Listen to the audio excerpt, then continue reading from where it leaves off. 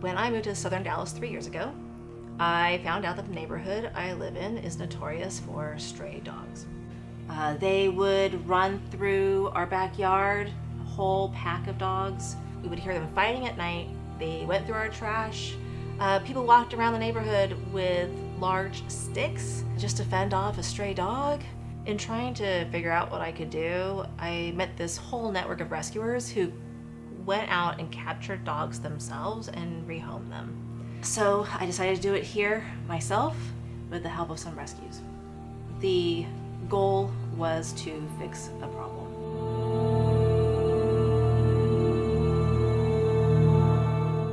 The pack was really intimidating. There was PETEY, who was a scary, broad-shouldered pit bull. There was Tattler, the matriarch, May, the baby, Emma, who only left Tattler's side when she roamed at night with this mysterious packmate we only saw in shadows. So the first one we caught was May. She was definitely feral. She went from foster to foster because people didn't know what to do with her, and she finally ended up in our home. She spent her first few weeks just staring at the wall. And then only about 24 hours later, in the middle of the night, my husband heard barking and yips of pain, and he ran outside. It was like 2 in the morning, it was during a freeze, and he somehow got the dogs to disperse, and they were huge, and he thought the dog that was attacked was like this little tiny, maybe like a poodle or something. So it just seems small in comparison to the other dogs. What he found collapsed on a neighbor's porch was PETEY. So we rushed him to the vet, and we found out that along with his recent cuts and bites, he was also riddled with buckshot and had a injured paw and leg that was fairly old. He went to a medical foster after that, and I started feeding the rest of the ferals every day. The goal changed to saving every dog in the pack. They were in an abandoned house about a block away from me. Tattler, Emma, and the mystery dog evaded capture for a long time, over a year. She's right there. She's right there. Hey, sweetie. I caught boyfriends, PETEY's successors, many of them, Dale being one of them. By April, it seemed like the girls were simply too smart to capture. Traps, box traps, nets, net guns, treats, slip leashes, everything, nothing worked. In May, Emma suddenly appeared in a trap, and she was tired and hungry and pregnant. So that left Tattler and the mystery dog, which I finally named Ghost. Tattler by now had become an obsession of mine. I spent so many nights in the car waiting for her to finally go into a trap. I hung out with rescuers, standing on top of cars with nets, hiding behind trees, holding the under end of a rope tied to a cage like Wile E. Coyote. Every day, before work, I fed Tattler at the abandoned house. Weekends, we tried to catch her. We got poison ivy. We got bitten by fire ants.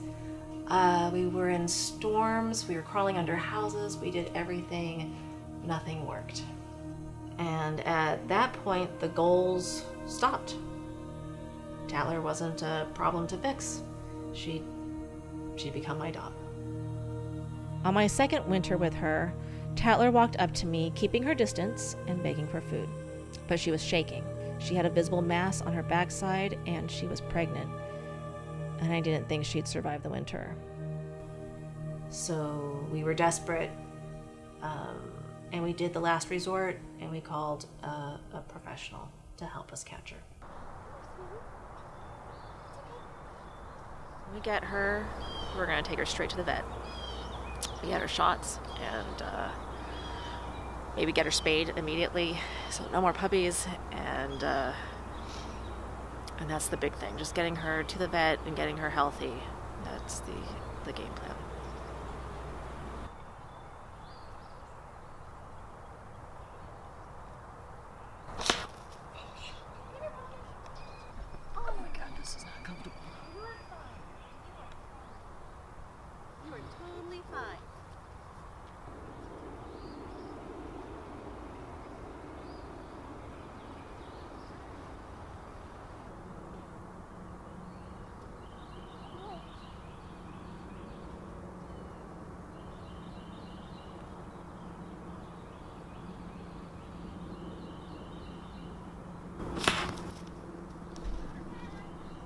The capture was rough on her. She fought hard, assuming we were trying to kill her. Ghost was finally visible, never leaving Tattler's side, as we did everything to catch her that morning. And when it was done, Tattler was rushed to an ER vet. 3 surgeries, heartworm positive. It seemed pretty clear this was her last chance. So the rehab was not only really rough on her health, but it was also really rough on her mind. She was about 7 or 8 years old, so she had never been in a house. She had never been on a leash. She knew nothing about being a domestic dog.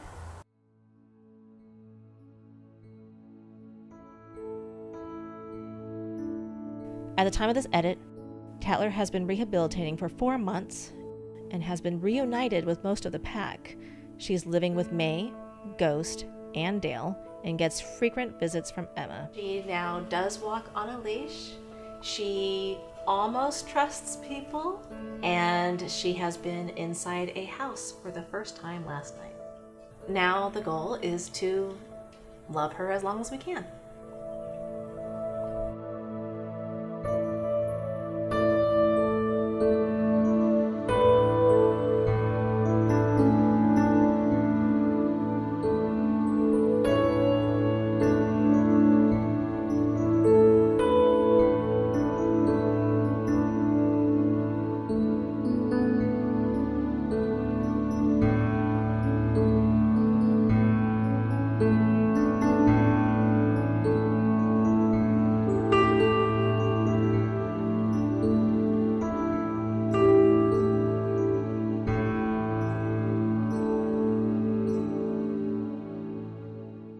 Hello everybody, we have merch! Woo!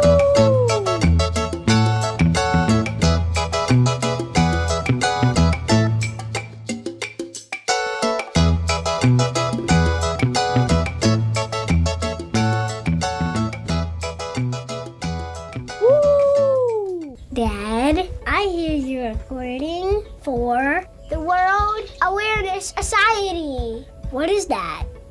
Yeah, you mean World Animal Awareness Society? Well, I'm a volunteer with the World Animal Awareness Society, Emerson. I volunteer my voice for use in animal rescue videos. And I don't know if you know this, but everyone at the World Animal Awareness Society is a volunteer. But what do they do? They're award-winning volunteer filmmakers who have interacted with 2,200 animal welfare nonprofits, including Maddie's Fund and Austin Pets Alive, providing information-rich content to more than 45 countries in the last 10 years. Dad, what does that mean? Okay, Em, how about this?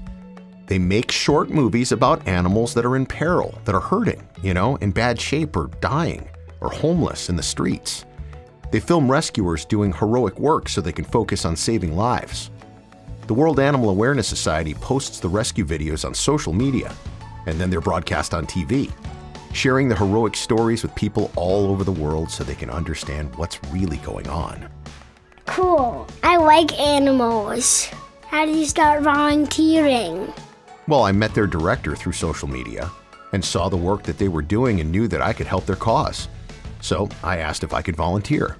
I am very fortunate to have really great jobs providing the voice to so many shows that I believe it's important to give back. Since I've been volunteering with the World Animal Awareness Society, they have created the 7th most influential YouTube channel for dog rescue lovers in the world, WA2S Films. That's so cool! Hey Dad, nice job. Do you think I could volunteer too? You already are, Em. You already are. You're watching the World Animal Awareness Society. Yep, that'll do, Emerson. That'll do. You're watching the World Animal Awareness Society.